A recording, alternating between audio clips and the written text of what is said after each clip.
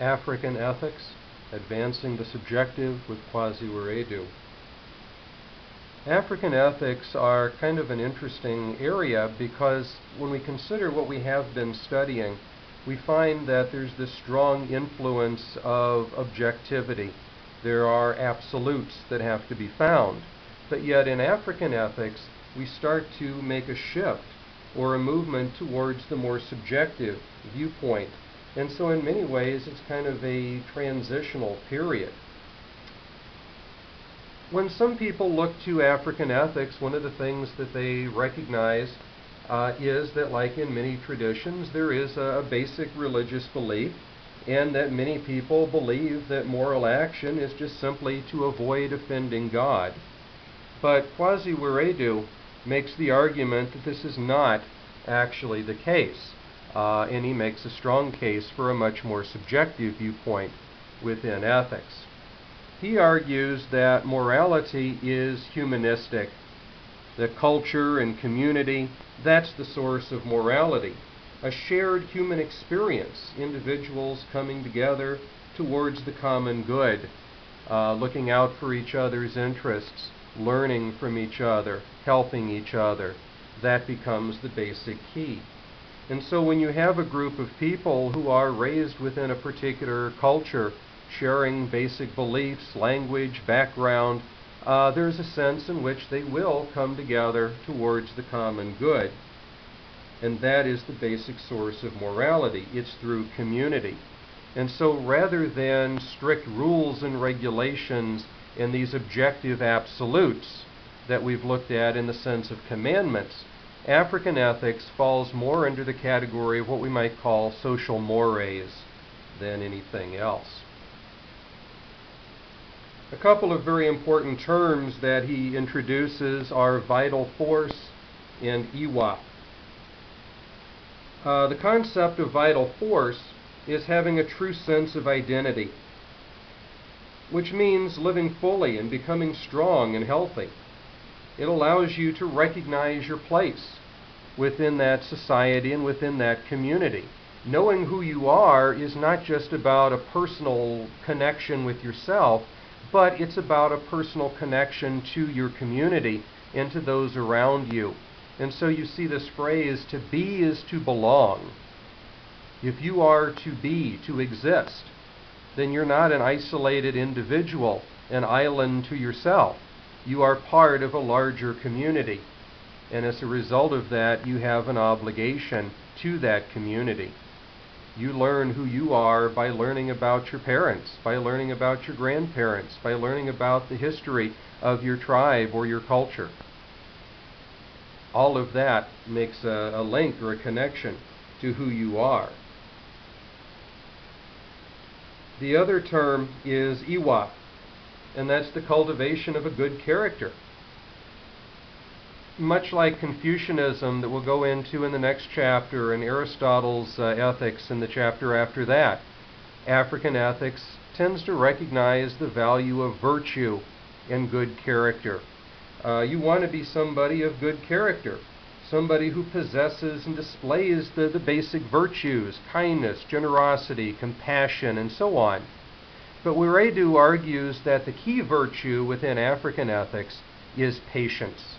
Being able to have the patience to interact with individuals, to explain things, to help them, to guide them, and of course to wait for things to happen rather than becoming overly upset when they don't happen in the way that you think they should, or if they don't happen to the rapidity that you want.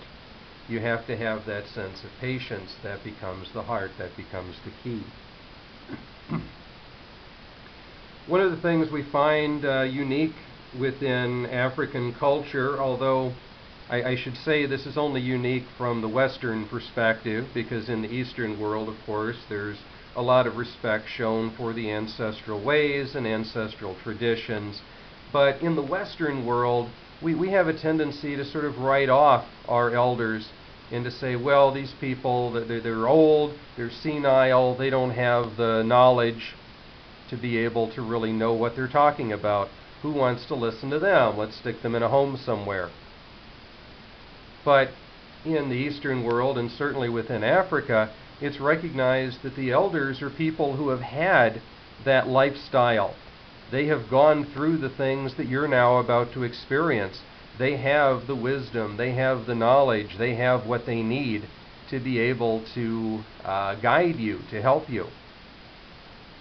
And so you should always listen to and respect the elders.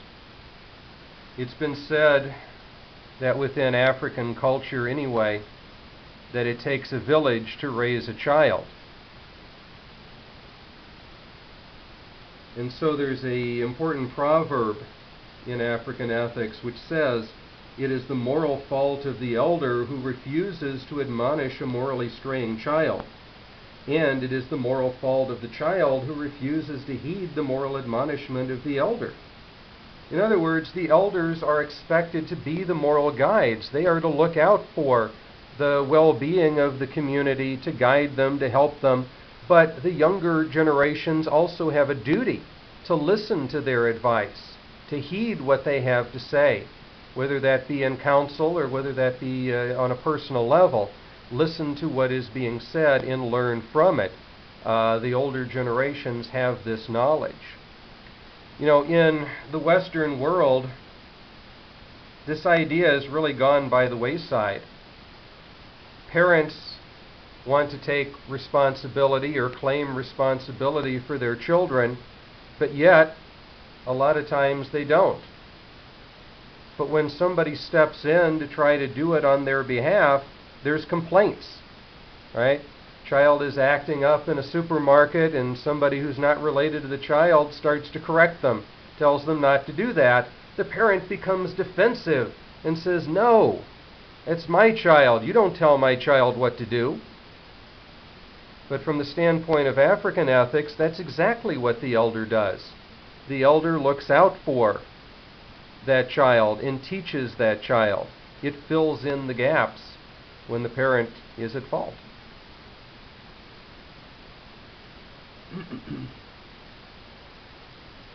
So this is the basic idea that we come across.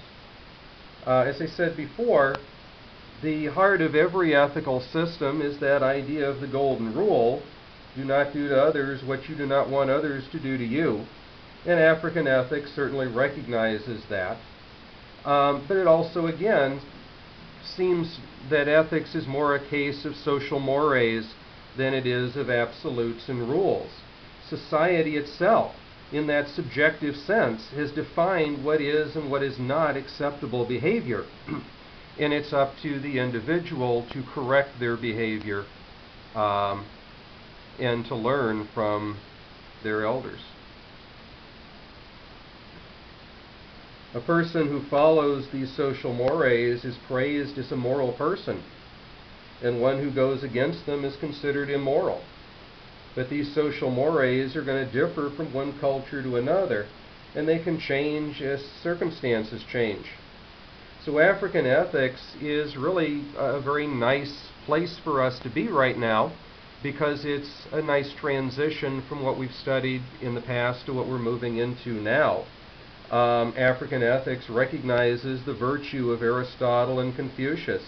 It recognizes the utility of Hume, and it recognizing the changing nature of the subjective thinkers like Habermas. So it's foreshadowing a lot of what is to come. Kwasi Wiredu gives us this basic definition for morality within ethics. Morality is the observance of rules for the harmonious adjustment of the interests of the individual to those of others in society.